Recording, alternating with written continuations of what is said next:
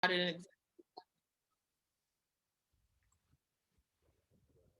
right, welcome everyone. Thank you all so much for joining us. We are super excited. We are coming to you live from the Chef's Apprentice, and this edition is a special edition twofold. One is you will notice that Chef Tom and Chef Steve are outside. They are doing something different. We told you all that we would begin to create a different atmosphere, that we would bring innovation, and they have totally taken the vision of innovation and they have ran with it. So they're bringing you an outdoor kitchen today. I hope this is the first one of many to come, especially as things are opening back up. And also, it is National Culinary Arts. And so we celebrate them. I see Chef Patty is on the line, so we celebrate you. This is the month where we get to celebrate the chefs around the world. And you all know that we have some extraordinary chefs here at HAC, in which we are grateful for their skill, we are grateful for their craft and their talent. So if we can do this just on today, go ahead and put in the chat for me. Let's just love on Chef Steve and Tom. Let's just tell them how much we appreciate them. They show up every month faithfully, and they give us not only a quality presentation, but they execute it in excellence. And for that, we are grateful. So let's just tell them today how much we appreciate them. Let's drop some thank yous in the chat before we even get started. And then I will turn it over to the two chefs extraordinaires and let them do their thing. Thank you all again for showing up every week, for joining us, for supporting them and supporting us collectively. It is greatly appreciated. Now, Chef Tom, Chef Steve, over to you. And thank you for doing this every month. Thank you for bringing excellence and quality. It is appreciated on behalf of student involvement and the entire HAC family. Over to you guys. Wow, what an introduction. Thank you very, very much. And thank you, Cindy, for being a part of it and helping to pull it all together in IT, and we're a whole team that does this. So, but thank you for a great introduction. So it is National Culinary Arts Month, and with me is Chef Steve.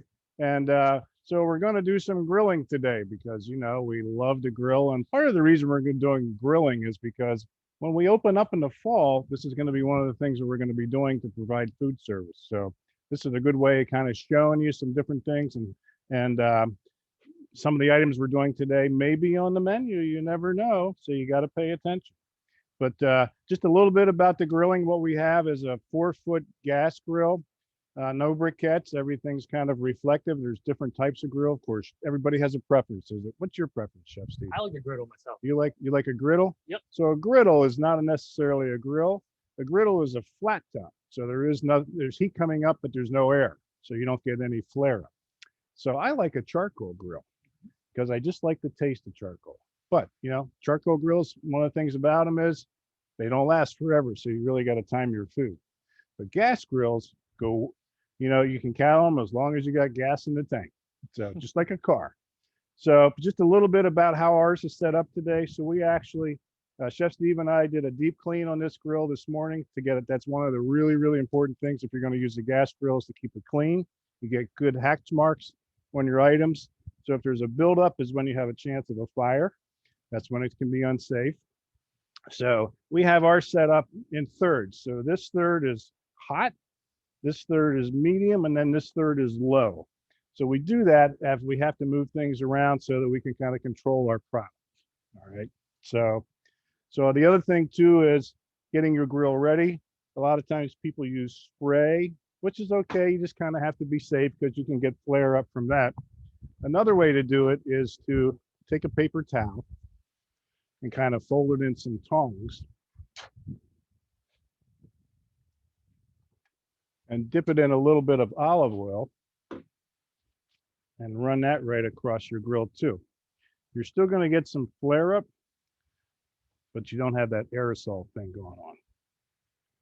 Okay, so this is a good way to grease your grates, and it's disposable.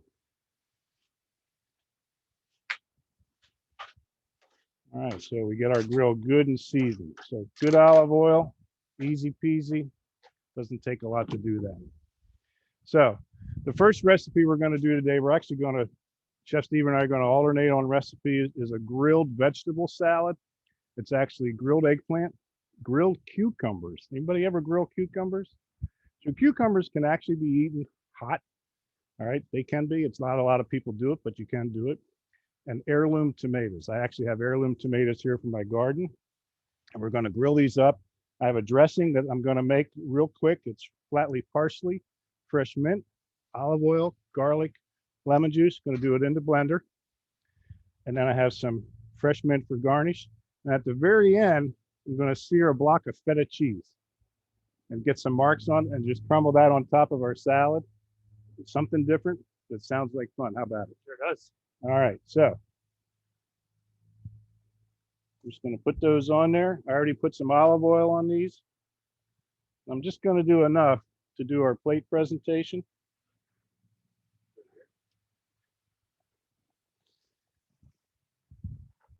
And Chef Steve's going to assist me. Keep an eye on these tomatoes so they don't get away from us. And these are our cucumbers. So what you want to do when you set these up is try to get everything going in the same direction. That way you get a consistent line of your marks on your grill. So it gives you kind of a nicer presentation.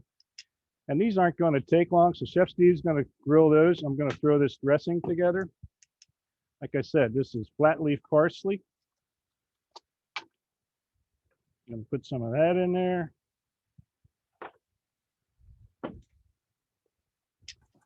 This is fresh mint. And then I took all the liquids and I put them in here so that this would all blend together right quick. So I'm just going to pour that in. Get that started.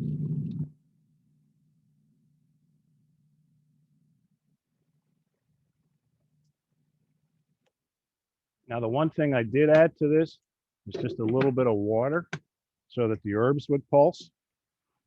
Okay. How we doing over there, Chef? Feeling good?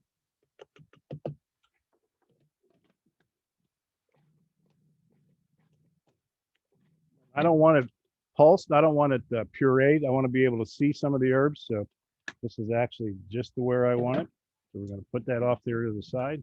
So when I'm ready for it, I'm ready for it. All right. Okay, I'm getting some marks.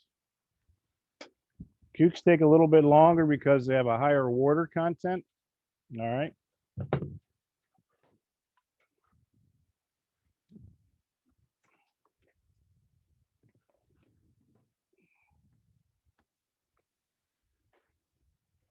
And as these come together, Chef Steve's going to pull them off to the side, and I'm going to kind of arrange them on our platter and then put some of our dressing on. I'm ready for it, buddy. I have gloves on my hands. So the eggplant is going to get a little transparent as it cooks. All right.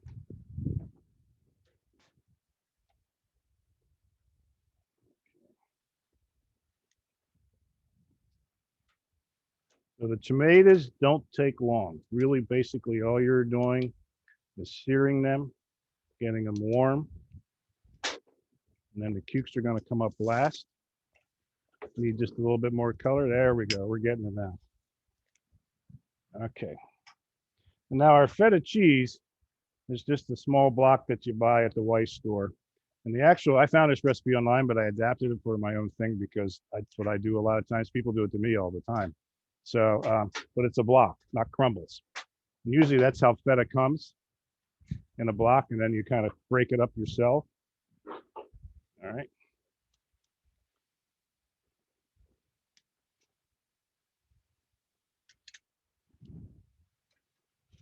All right.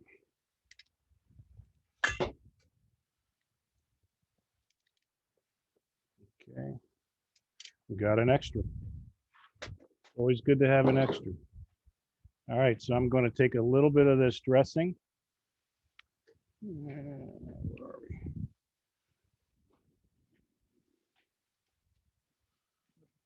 Spoon.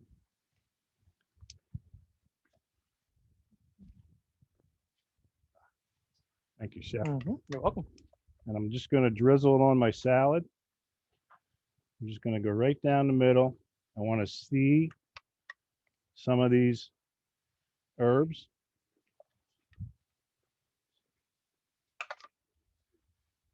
Before I finish the cheese, I'm just going to put a little salt and pepper on here. I usually make a mixture together. It's a little salt and pepper. You can use, it's fresh ground and kosher, but I have it already blended together.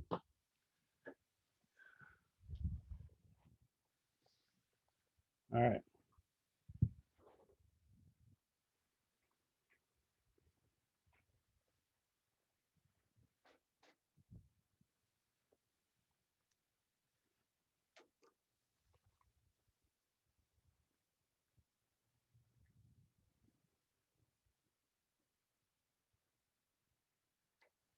Here goes your clean grill. Hey, it's okay. All right, this is just going to warm it up. All right.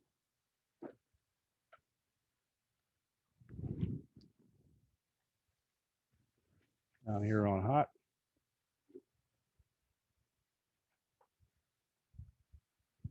Okay. Then I'm just going to sprinkle a little bit of this. The feta cheese crumbles. So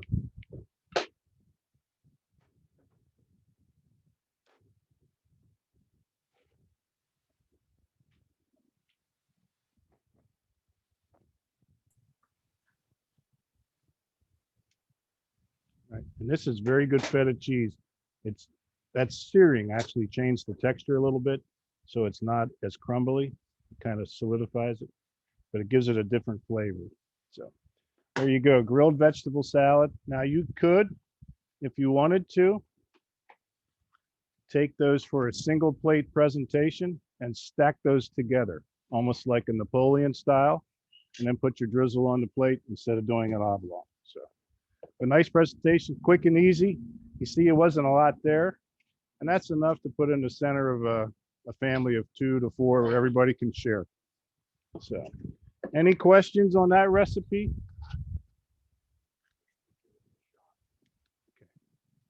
Good job. Okay, so Chef Steve next is going to make a chipotle fish taco. So once I get my stuff cleaned up, he'll be ready to roll. I'm gonna leave salt and pepper up there. Yes, please.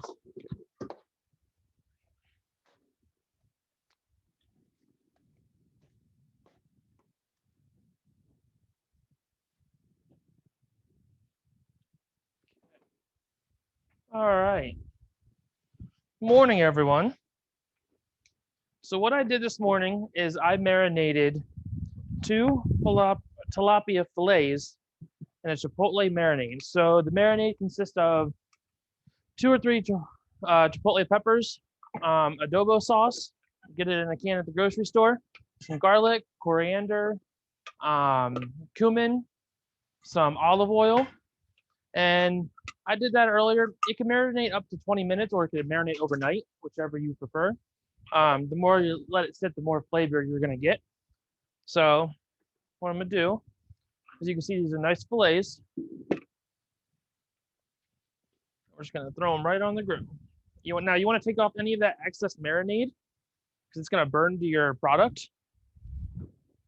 Right in the middle. Actually, one more second. Chef, can you spray the middle for me, please?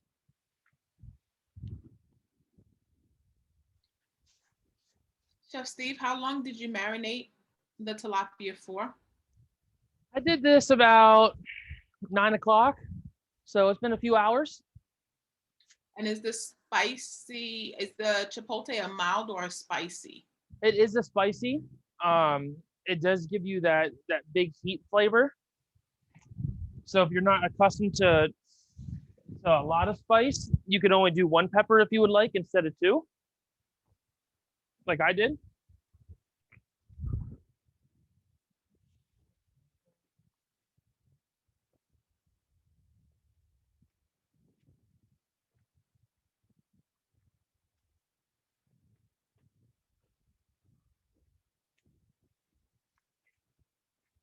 All right.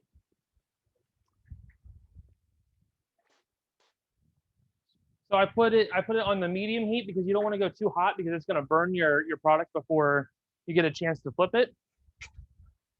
And you don't want to go in the light heat or the low heat because it won't cook enough for you. So as you can see, there's a little bit of flare up happening, but it's not too much because it's contained. And the flare up's happening from all from the rub and from the oil that's in it.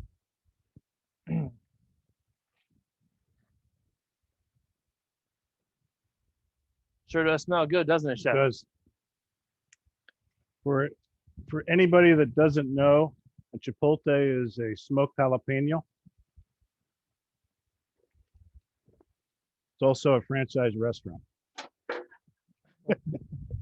But they're not here today. That was good, Chef Tom. So when you work with fish, you want to be very delicate with it. It's very fragile product to work with. Now, when you use like things like salmon, it's a little bit firmer of a fish. Tilapia is a little bit more fragile. So when you flip it, you just do it ever so slight.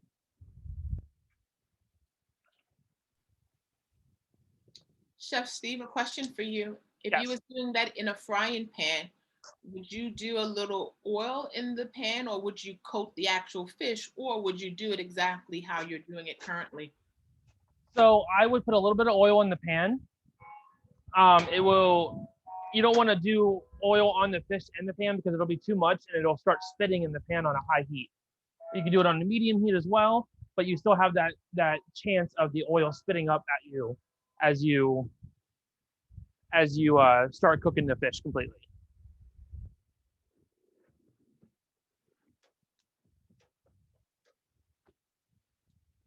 As you can see, I got some nice hatch marks. This happens from whenever you clean your grill. Those are what Chef Tom was mentioned earlier. The way you get them, it's real simple. All you really do is you just take your product and you just turn it a quarter of the way. Just like so. All right, I got it. You got it? All right. So I'm going to keep an eye on these for Chef Steve so he can make his salsa. All right, the next thing I'm gonna work on is our peach salsa. Peaches are in season right now, so they make a great fresh product to use. They have natural sweetness, and grilled peaches are absolutely delicious. So some of the products I have here, I have a little bit of cilantro. I have red and jalapenos, or I got jalapenos and red chilies with the seeds. I got a little bit of sugar. And I got a bowl to mix it up. So you're gonna throw in your peaches in a mixing bowl. And I should have. Waiting. It's okay. All right. You can throw in your peppers. It's your taco sauce. You're gonna throw in a little bit of sugar. That'll bring in more of that sweetness. A little bit of cilantro. And some olive oil. And all you're gonna do is you're just gonna toss that ever so slight. What you'll do is all the colors will come together very nicely.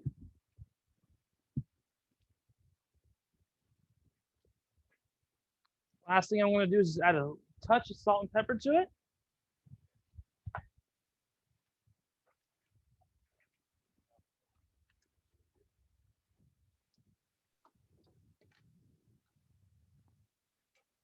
Chef Tom, a question for you as you're working on the tilapia. What's the indication that the tilapia is actually done?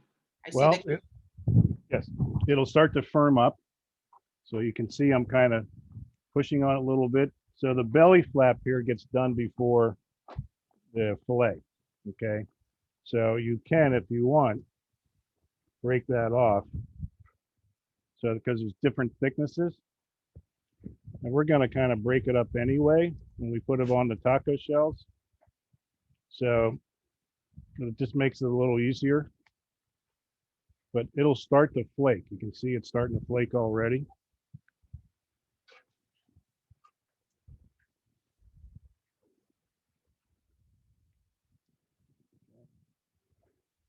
Now I'm just going to turn these over. But they'll start to, fish is always done. And one of the things you don't want to do, of course, is overcook fish because there's not a lot of moisture in it. And overcooks, it kind of becomes what we call cat food. All right. So Very true. gets very dry. So this is just about ready. Mhm. There we go. Also, at the same time, you can also use a digital thermometer too. It makes it very easy. Yep. The desired temperature for fish is 145. It's almost there. We're just a little pink in the middle. So as he was talking about that, I finished up our peach salsa. You get that nice bright colors from the peach. You got the red from the red chilies, the green from the jalapenos, and some nice cilantro. And then that's going to be the top for your for our chipotle fish tacos. Something else I made was a yogurt sauce to go right on top. All it is just plain Greek yogurt, and I use some lime juice, and I just mixed it all together. And a little zest too, right? And a little bit of zest, yes. Yep. So, because I wasn't sure what Chef Steve was going to want to do, so I bought him street taco size tortillas, which is what we have. And we have two different kinds, corn and flour. Thank you, Pete. Yes. Yeah. So it's always nice to warm them up a little bit. So you can do that on your griddle. Mhm. So Now, Chef Tom, there's several questions also in the chat that I missed, so I do apologize. One question is, as you was grilling, they want to know, can we use zucchini instead of cucumbers? absolutely you could. Yep. And then is grilling a cucumber the same concept as grilling squash or zucchini? Yes. It's just people aren't used to eating it hot. They're always used to eating it cold. But French chefs for years have been cooking cucumbers and serving them on top of fish. It's a very known thing. So, all right, I think our fish is ready. And then Chef Tom, tell us again the secret to knowing that the fish is done. I mean, I know you cut it open just now and realized it was still a little You pink. can see, I don't know, Pete, if you can get a close up of that right here. Okay, you can see it's starting to just flake a little bit, starting to spread open. That's when you know it's starting, the muscle's starting to come apart. Okay. Good shot. Our IT guys are the best. Do it this way. All right. So I'm going to put this over here. We're going to let it rest for just a couple minutes. So we'll do a display plate so you know what it looks like in the end. So warming up your tortillas just gives it the tortilla becomes much more pliable, gives it flavor. You can spray them or not if you're kind of watching your fat. It's okay. But you see, street taco size is about, for the flour tortilla, it's about 4 inches, and for the corn tortilla, it's about 3 inches. Yeah, just get some more marks on that. I'm going to move these over. Mhm. Just going to give them some marks right there. A little higher heat. So you notice I have a little bit of debris on the grill from the fish, which is okay, but what we want to do is clean that off. Okay, so a good grill brush is always important, just to keep it clean. There we go. And that's, see how your tortilla started to puff there? That's when you know it's ready. It actually starts to separate a little bit. That's what makes it good. You just want to keep that nice and clean. A good way to clean your grill when you're done is to turn it up all the way and let the fire burn it off. Do you need to spray anything, or you just let the So fire I'm burn gonna it? I'm gonna respray it now, just because I kind of took off some of my seasoning. So Chef Steve's gonna build his tacos. Got your plate, Chef? Yep, sure do. Okay. Want another tortilla one? Yeah. Okay. So we're gonna do another tortilla one.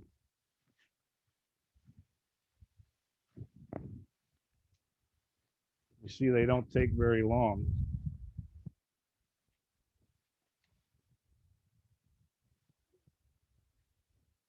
And you can do, if you don't like tilapia, you don't like whitefish, salmon works very well for this.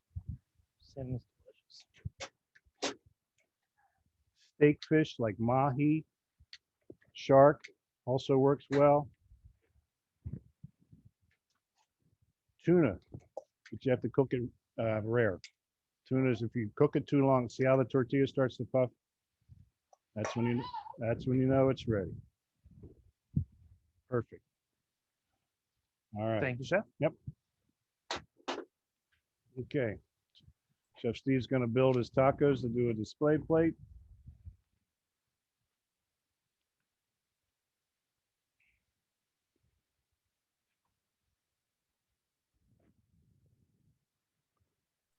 And I'm going to start to get ready for the next recipe that I'll be doing. Chef Steve, question for you.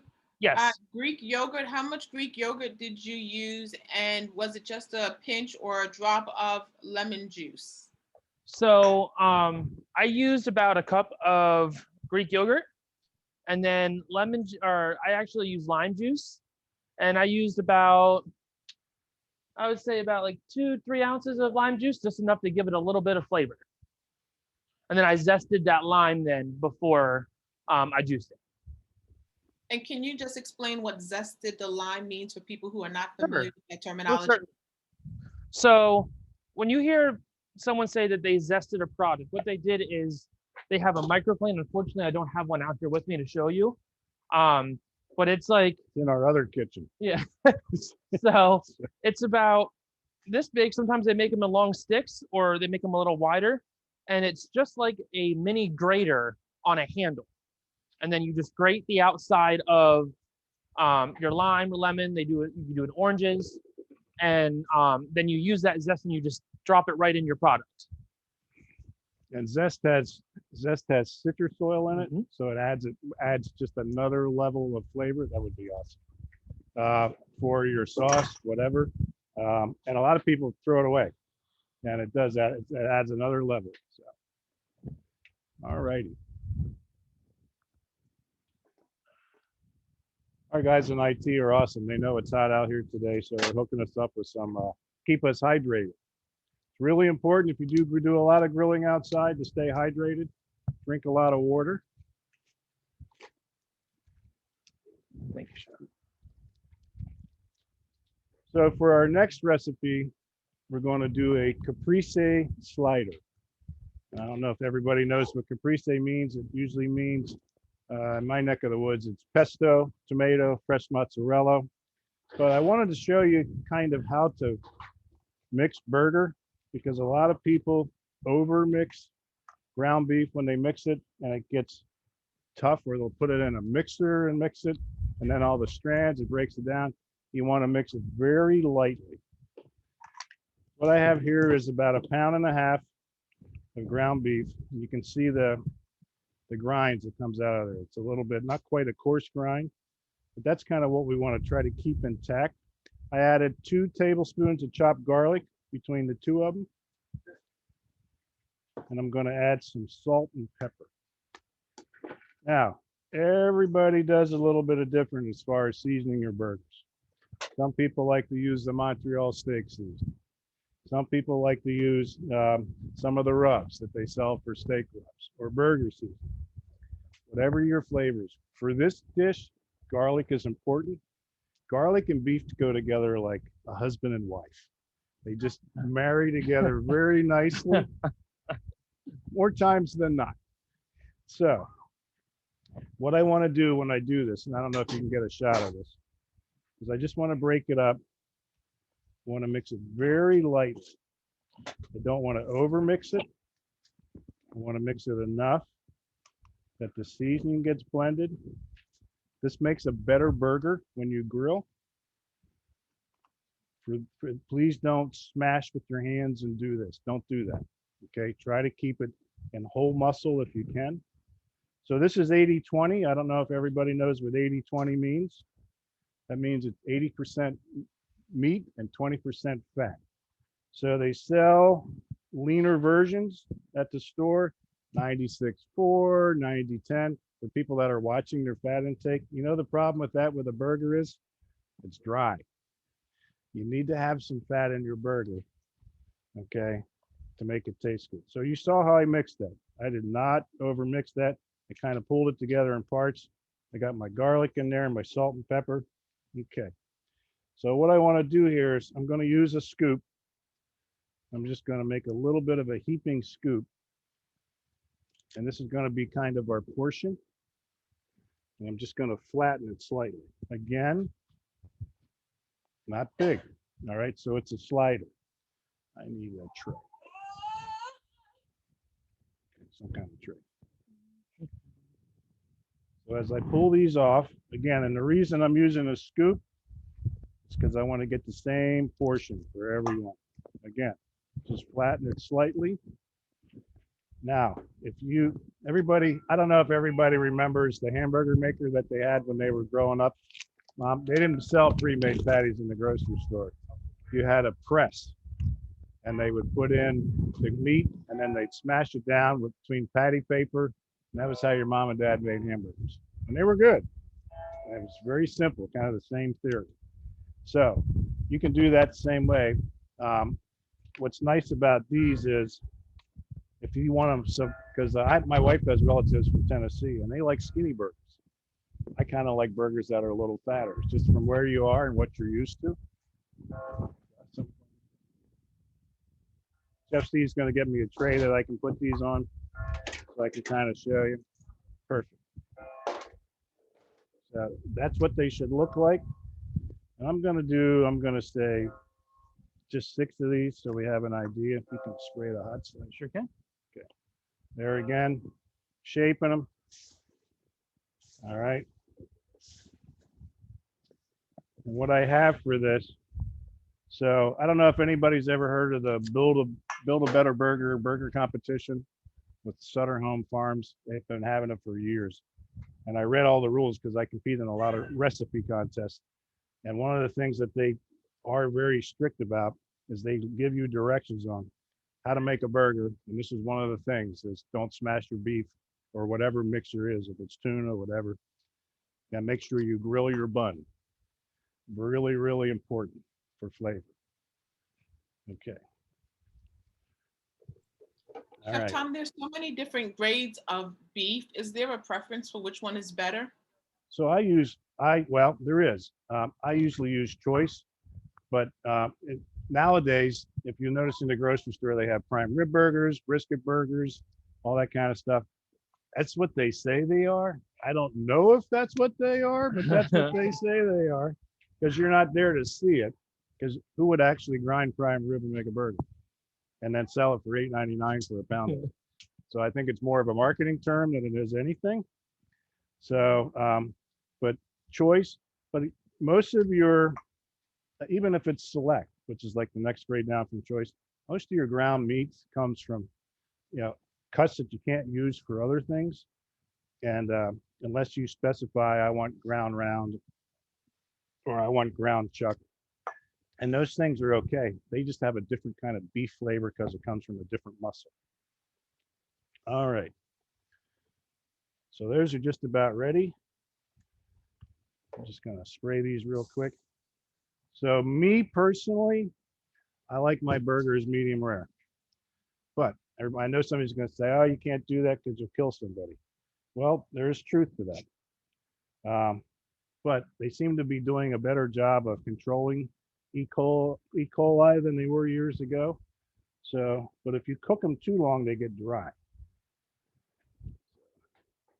We're going to put these on there now. We're probably going to get a little bit of flare up, and that's okay. That's why we have other sides. So if they get too hot, we move them over to the middle to help kind of control them. So, all right. So next, I'm just going to get my prep ready.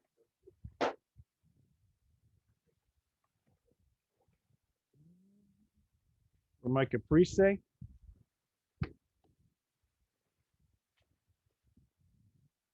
So one of the things I have here is a brioche roll. So, and like I said, it's really important that you grill your buns. So olive oil.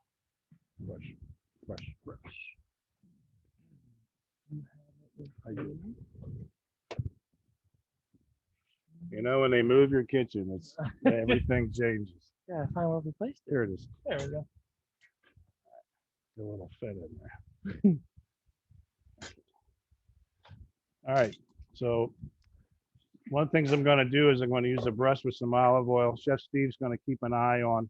So the burgers, here's the other thing too. When you cook a burger, you want to get a sear on the one side. So they're about an inch thick. So you're probably looking at 2 to 3 minutes on a hot grill. And you're going to see when it's time to turn is when some of the blood starts to come up through the other side. One of the mistakes a lot of people make when they make burgers is they flip them 4, 5, 6 times. That's not what you want to do. Part of the flavor is the sear or the crust. That's what gives the burger its flavor. It also kind of seals in the juices. So we're going to let these on here. And the other thing, don't do this either. Okay, I know, because that makes them cook quicker, but you know what else it does? It pushes all the juice out. So now there is such a thing as a smash burger. I don't know if everybody knows what a smash burger. Chef Steve likes to cook on a griddle. A smash burger is actually where you would take a scoop, and I wouldn't shape it. I would take a scoop, put it right on the griddle, and put a weight on it. And the weight makes the ball into a patty, and that's called a smash burger. And they're actually really, really good. They sometimes will take fresh parsley and garlic, put it on the other side of the beef, smash it into it, and then they have a time for how much time they use before they flip it. Okay, we're almost there. This one's starting to get there. So what we're going to do is brush our rolls here. So I just want to put a little bit of olive oil on each roll. I'm going to slide them down to Chef Steve. This is a small brioche roll.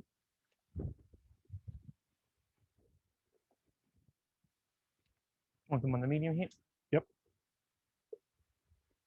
And a brioche dough is like an egg dough, so that's kind of why it has that yellowish color. But they're very, very popular now. And Chef Tom, these rolls are just purchased in a Giants or a Yep, Wise? they're starting to sell some of these products in some of the higher end grocery stores. Yep, you can get brioche rolls, brioche burger rolls. And if you can't, there's a place up in Mechanicsburg, John Gross, which is a wholesale dealer. You got enough for everyone? 1, 2, 3, 4, 5, Two 6, more. 7, 8. 1, 2, 3, 4, 5, 6. Yeah, 2 more. That you can actually go in, anybody can go in and buy. Problem is you got to buy a lot. So that's what we don't want that. So, okay, our burgers are starting to get a good sear. So we're going to just turn them over just a little bit. Where would you like the rolls at, Chef? Right here. So Chef Steve's toasting our rolls. Up, we got a nice grill mark on there. Got a nice grill mark on our sliders.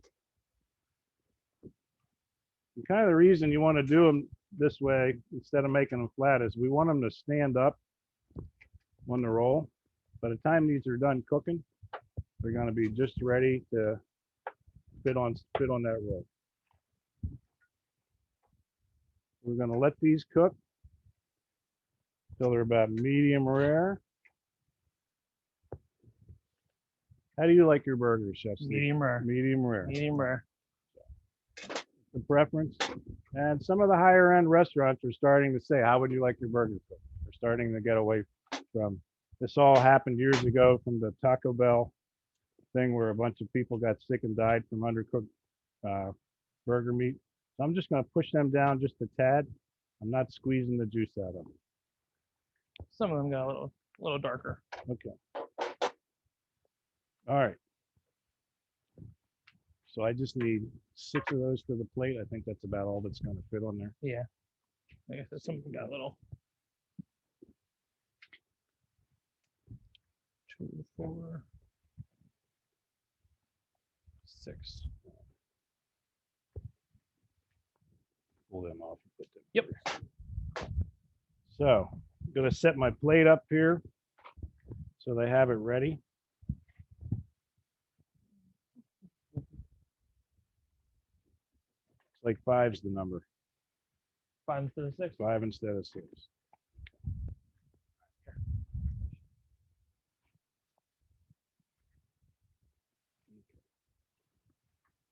So while these are cooking, I'm actually going to move these to the middle, Chef. Because you never know. Sometimes when high says high, it isn't. Medium is medium, it isn't. I'm just going to move these over to the middle because it seems to be cooking a little better in the center. There we go.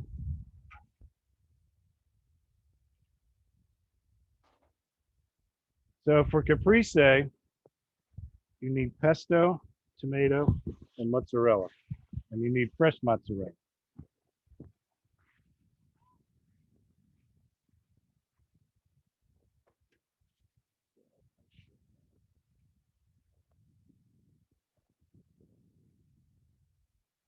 Chef. Spoon. Give me a fork. Never mind. Got it. So this is a pesto that actually is store-bought, which is fine. It takes a lot of basil to make pesto, if you've ever made it before. So this is about $5 at the Weiss store, and it has a shelf life of about 6-8 weeks in your refrigerator. So it's a good product, and it's a refrigerated pesto. Don't buy the pesto that's sitting on the store shelves. That's all kind of an ugly green and has no flavor, because there's stuff in there, because that makes it allowed to be sit on the store shelves. Where a refrigerated pesto is a much more better version.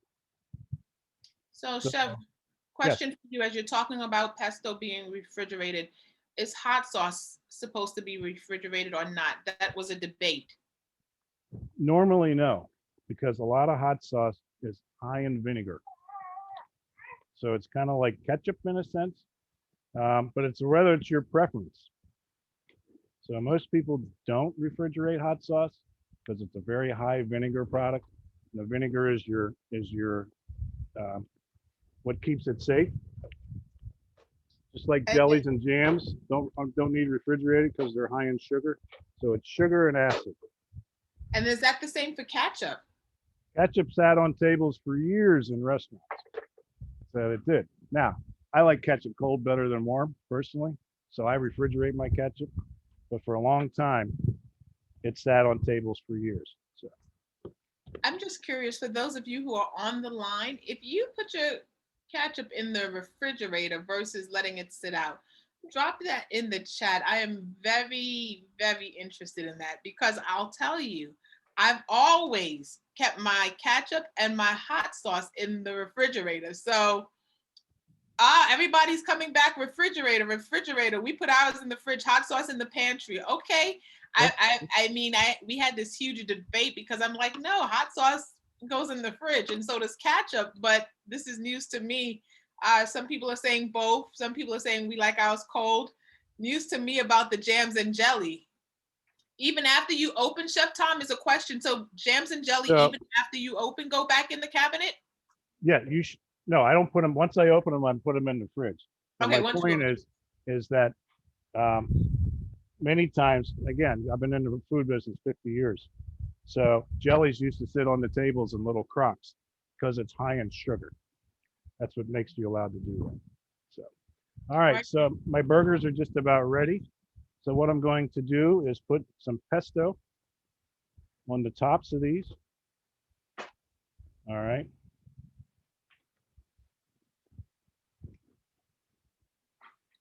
And this is what makes it caprese. Very simple.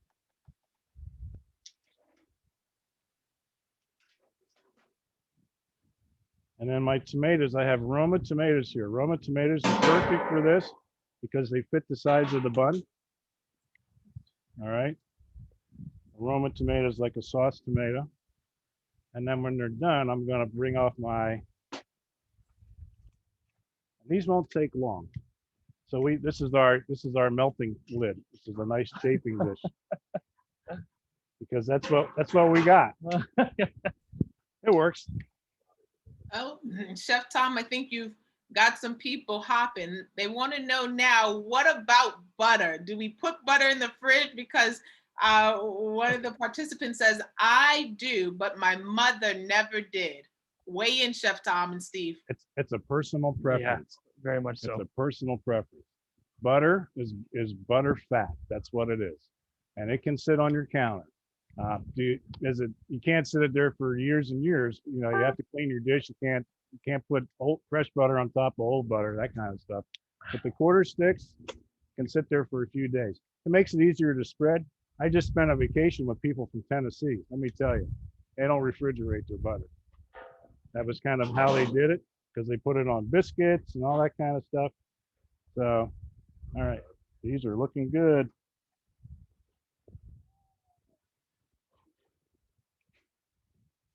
Okay. So you see how these cooked up. They did not get flat. All right. I'm going to move these off to the side over here. My plate only has enough for 5 rolls. That mozzarella melts very, very nicely.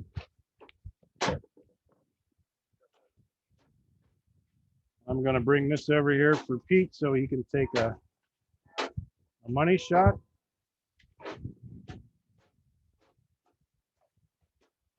It's a very refreshing summer burger. Pesto, if you've never had it, is delicious. It's great on pizzas. All right. And this is not an expensive meal. So Chef Steve next is going to do a grilled flatbread pizza. All right. So as you can imagine, one of the most favorite dishes people love is pizza. And a lot of people don't know that they can grill it, but it's really, really simple. So I got this at the grocery store. It's a plain pizza dough it's a 1 pound. So when you do this, what you need to do is you want to flour your surface. Now the flour helps it from sticking to your surface. Try to work with this the best I can. Chef Steve, I'm going to clean up our Yep. grill here. Very important, cleaning in between.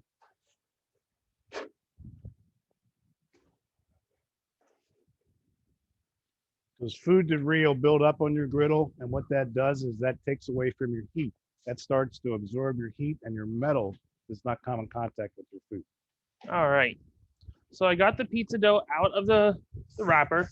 So what I'm going to do is I'm going to form a ball first. I'll make it easier to work with. And all you do is just fold that on itself. And what I do is when you bring it down to the bottom, you pinch it and twist. Creates a nice little ball for you to work with. All right, so now,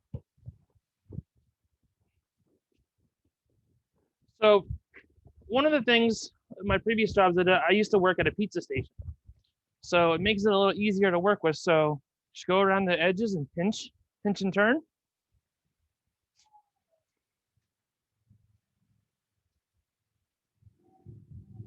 And then I have a rolling pin here. Just gonna use a rolling pin to roll it out. So we always say in the Chef's Apprentice, because you know we have a great pizza at the Chef's Apprentice, that you have to sing an Italian song whenever you're rolling out pizza dough. Am I right? You're right. We always go la la la la la la la la la la la la. It makes it taste better. I don't know if anybody's ever tried that at home. All but right. It does make a difference. So now that I roughly have it to the same, so what you're gonna do, what I usually do is you stretch it. You could just do it by a rolling pin, that's fine. But what I'm doing is you don't use your fingertips because you're gonna create a hole in it.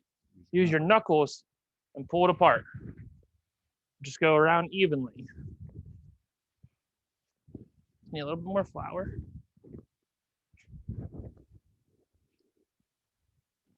Stretch it out a little bit more. Now, Chef Steve, what caused you just now to determine that you needed a little more flour? So what happens is it starts sticking to your hand a little bit more.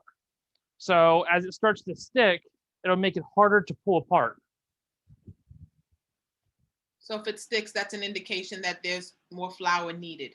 Yes. Yep. So I fold it on myself. So just now there is a hole that got in it, but it's okay. It happens. You can just push it back together and then just use the rolling pin and just roll it out.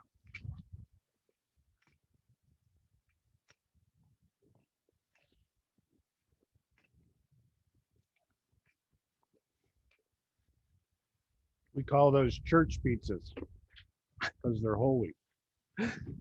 One of those jokes again, right? Wait, we didn't hear the joke. We missed it. Can you I- repeat? You were a I little said low, Chef Tom. we call those church pizzas because they're holy. Never a dull moment. Yeah, it's a years of dad jokes piling up. I haven't like my kids are gone, so I have to save them up for friends.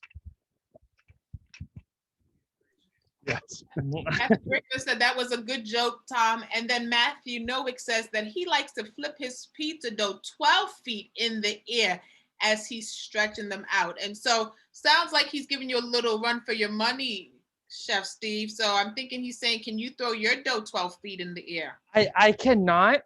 The only reason why is because I have a feeling I'm not going to catch it. So And we're in a tent, Matt. yeah, it's a little hard to throw it up We're in here. a tent, Matthew. All right. That's not 12 feet So high. what I'm gonna do? Matthew said he never said he caught it. He just says that he throws it up. Gotcha, Matthew. All right. So what we're gonna do is what I brought out from the restaurant is a pizza peel. Now a pizza peel is what you make your pizzas on and slot them into a normal oven. Now what we're gonna do is we're gonna brush this with a little bit of olive oil.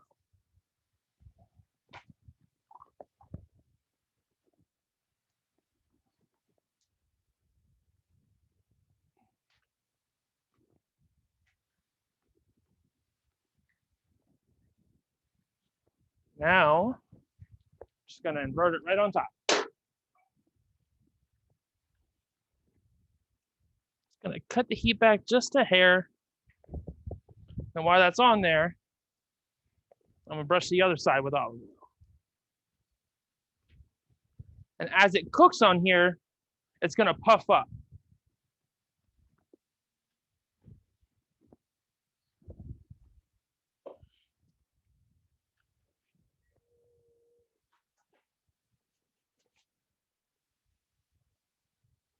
Couldn't quite get it as thin as I would have liked it because the middle tore on me, but it'll still be all right.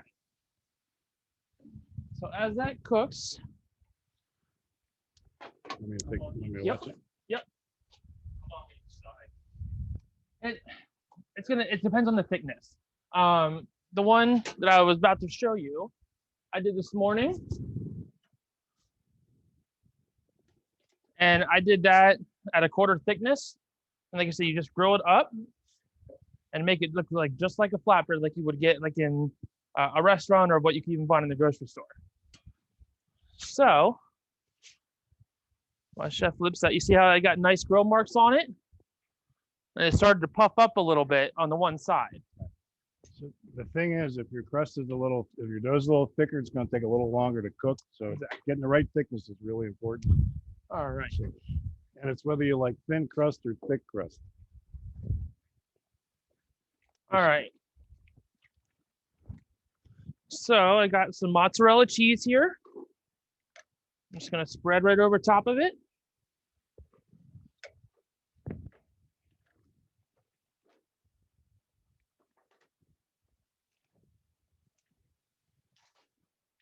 You want to make sure all your toppings get almost all the way out to the edge, but you still want to leave a little bit of a crust so you can grab it.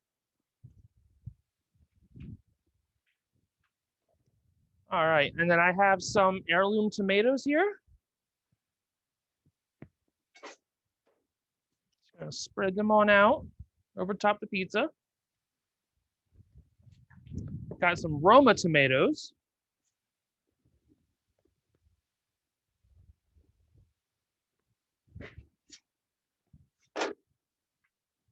And I'm gonna throw another cheese on it. It's called a burrata. I don't know if you've ever heard about what a burrata is. So a burrata is fresh mozzarella that's stretched into like a mozzarella ball, and then you fill it with cream and more mozzarella. It's really creamy, and it makes it's absolutely delicious. And they sell this in the Y store. Yep. Yep. It's become a very popular thing.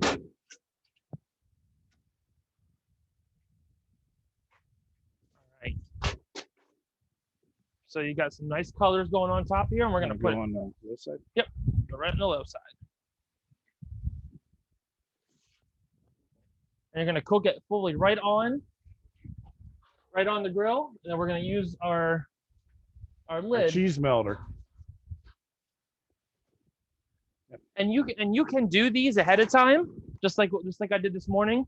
It makes it go quicker. And a lot of people, I love a flatbread pizza, especially in terms of grilling. How about you, Seth? Yep, absolutely. Lighter crust. So these are, there's all kinds of pre-made flatbreads out there that you can do this with if you don't want to do this thing with the dough.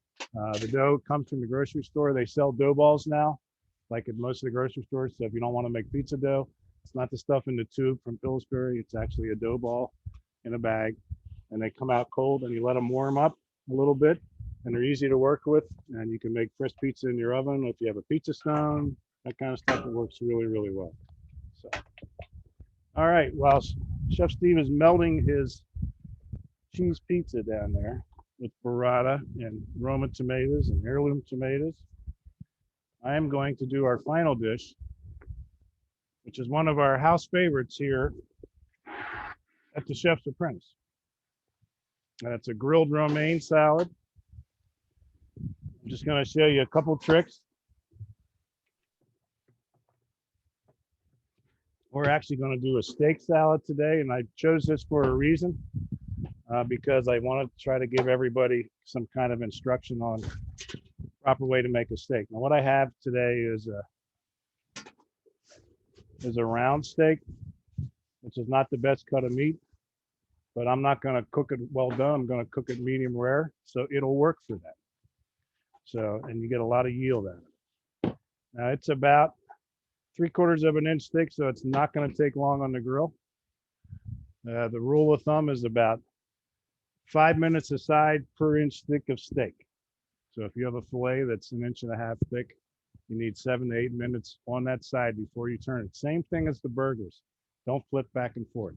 Try to get a char on one side, a char on the other side, and then I'll show you about how to determine doneness. You can do the thermometer method, but you can also do touch. So a couple different types of romaine here. This is hearts. All right, so if we would cut that in half, I got to get myself a green cutting board here.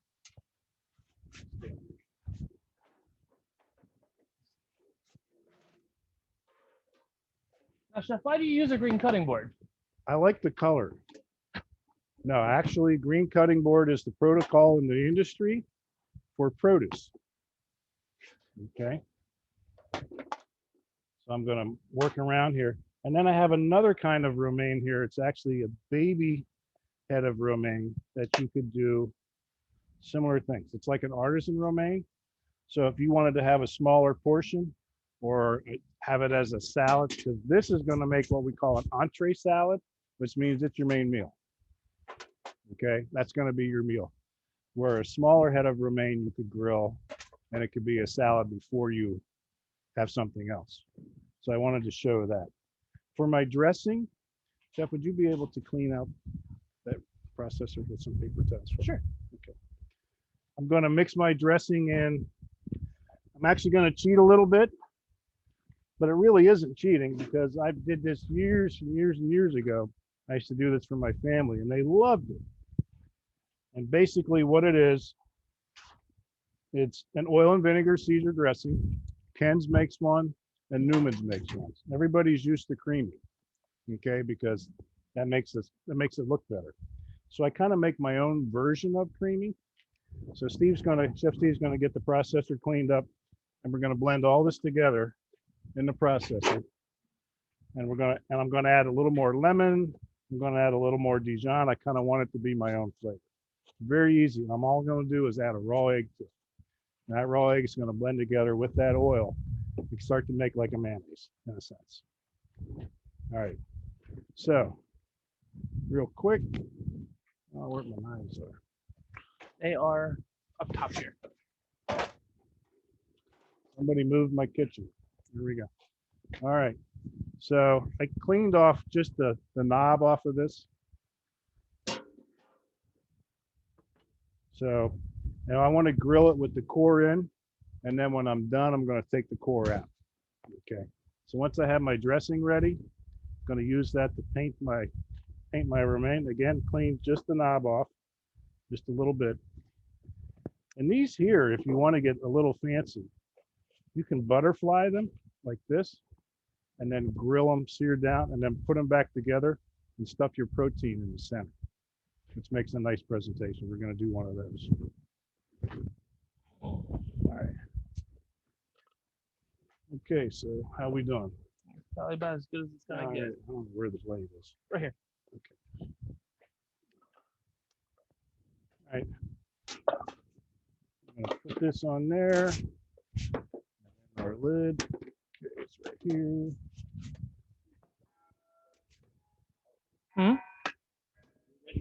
Oh, yes. So, as you can see, turned out really nice. All that nice melted cheese. What I'm gonna do, slide it over here.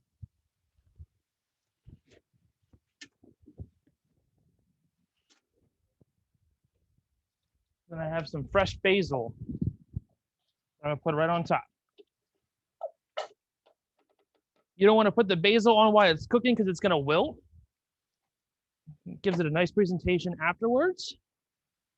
And then I'm also going to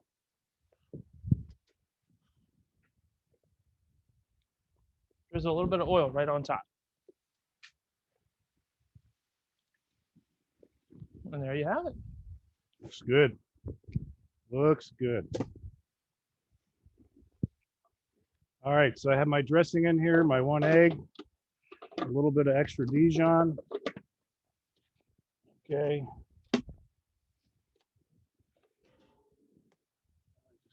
Oh. And down. I got it. I got it. Got it. Thank you. Okay.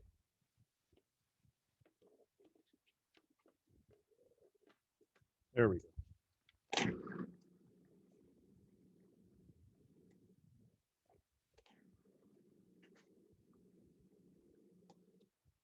Okay, so you see the difference from what I started with.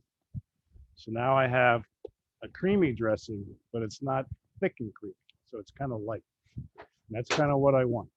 So when I go to grill my romaine, I'm going to paint that on the edge of my romaine, and then we'll be ready. So for my steak, hot side. Okay. I already have on here some olive oil, some chopped garlic, and salt and pepper. Okay.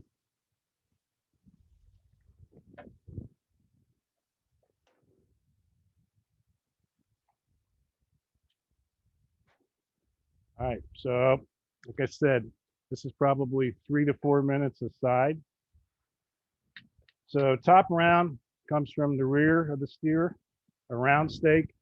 A lot of times you will see in grocery stores, they'll sell London broil, and it's a big, thick, clean piece of meat that's not a flank steak. That's a round steak. So they cut it about 1.5 inches thick. And they're great. They're okay for that. There's nothing wrong with them. Don't overcook them. Medium rare to medium, because it's what they are. There's not a lot of fat on the center. So steaks that can be cooked a little longer have some marble. This does not have a lot of marble.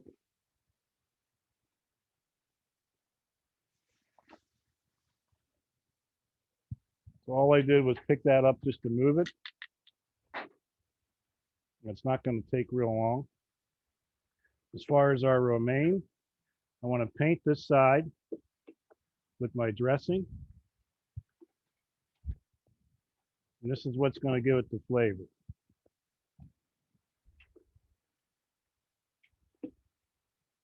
Okay. We're going to go down here. Got it? Want to go here? Yep. Here it's cut side down, just like that. And grilled lettuce is really, really good. And it should flare up. You should get a little bit of char to it. It's what gives it that flavor. We're going to do this butterflied version of this mini one. And Chef Tom, how long is the lettuce sitting on the grill for, roughly?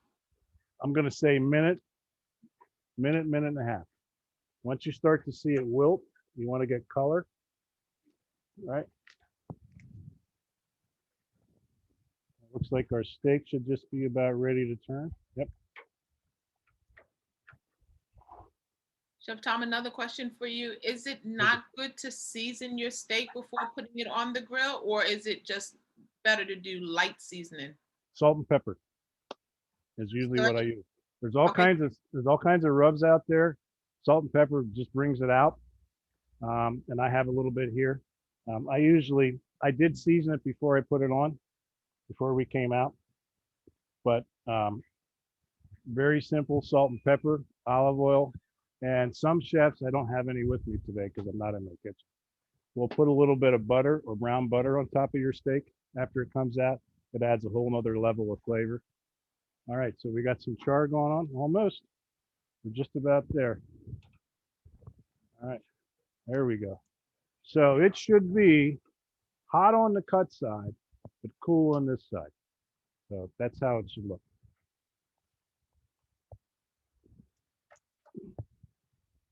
Want me to steak? Yep. All right, there we go.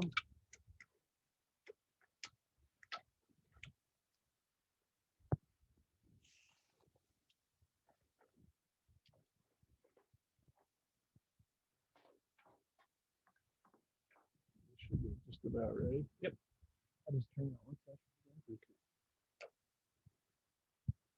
All right, so this is ready. I just don't have it available for the on this. We'll do this.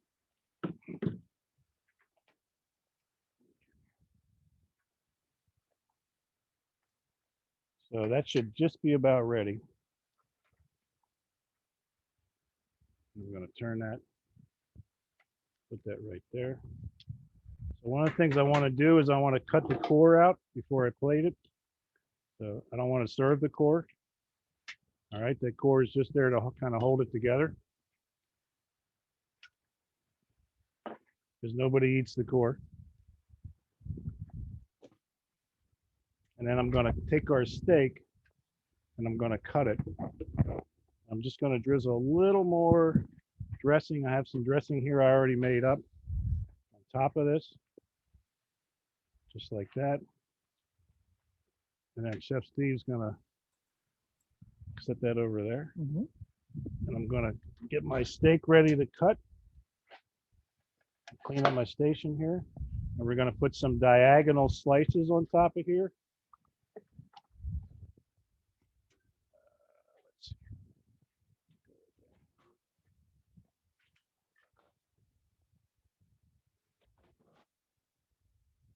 Very, very simple. So a lot of restaurants now are doing what they will say is they will offer you, and when you order a Caesar salad, you can tell if it's a good restaurant. They'll ask you if you want your romaine grilled. So if you get an opportunity to do that, do it.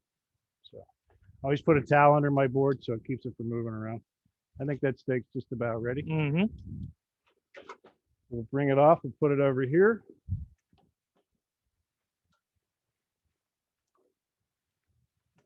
There.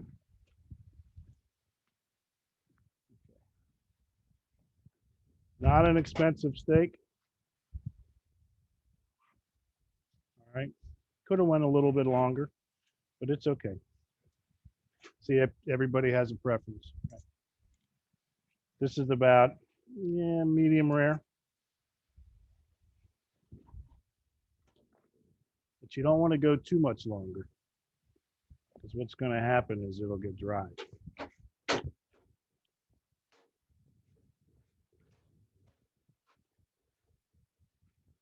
some brioche croutons. I'm just going to crush on top.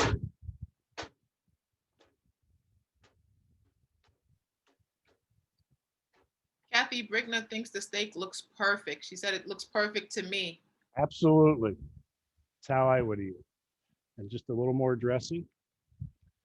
And if you like, and this is kind of a, Chef Steve's going to put a little bit of Parm cheese on top of there. Mhm.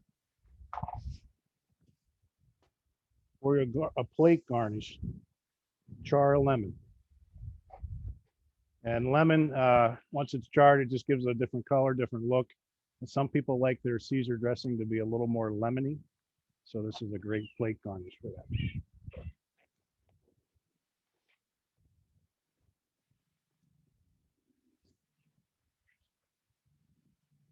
All righty. Looking good.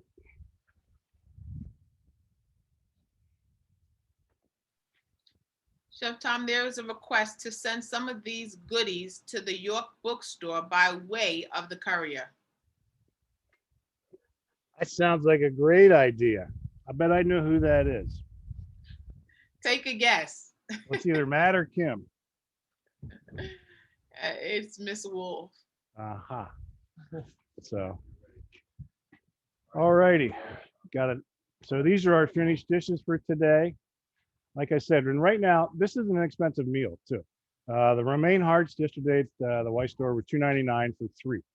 So you could get 3 meals out of this very easily because that doesn't look like a lot, but it is.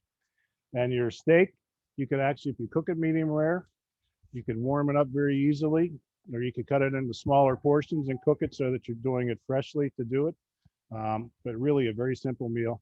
And places are getting $15, $18 a plate for something like that. So any questions on anything that we've done today? I know we went a little over time. It was worth it. Everybody stayed on for the most part, so that is all We right. got excited. We couldn't help it. Yeah. And this is your month that we're celebrating you. A lot of thank yous are coming. Matt said, do not forget about him. If you're gonna send some food to Kim, he needs his share. Awesome presentation. People are saying, thank you, Chef Tom and Chef Steve. We are starving. So IT department, shout out and major kudos to you all, especially because they're outside. The quality is clear, the sound is great. So I'm not quite sure what you all did logistically and on the back end, but absolutely kudos to you all. It was very clear from the viewer's perspective and the sound was great. So job well done, IT. Chef Tom and Chef Steve, again, more thank yous are in the chat. We say thank you again. I thoroughly enjoyed this presentation along with the viewers. Thank you time and time again for bringing us quality presentation and excellence. We appreciate it. We'll be back next month, guys. And I don't know what they have up their sleeve. Next month is Fair Food. We That's know exactly that the right. world has been shut down in the pandemic. So the goal is we're going to bring the fair to you. So Chef right. Tom and Chef Steve might be doing some tricks. I don't know if they're going to be juggling potatoes. We're not quite sure, but they're taking us We're running to a the merry-go-round and has a grill in the middle. So they are taking us to the fair. So come ready, come ready, come ready. Again, we thank you all for being here with us time and time again. We appreciate it. One more shout out for me. I want to thank the bookstore staff for being here. Today, we actually had a live audience today. That's even better. Shout out. Thank you, bookstore team, for being with them. And you guys get to enjoy, I'm sure, the goodies. So the people that are not with you all are a little envious, a little jealous. But thank you guys again. We'll see you all next month, same time, same place. All righty. Thank you. Thank you. Shout out to the bookstore. Bye.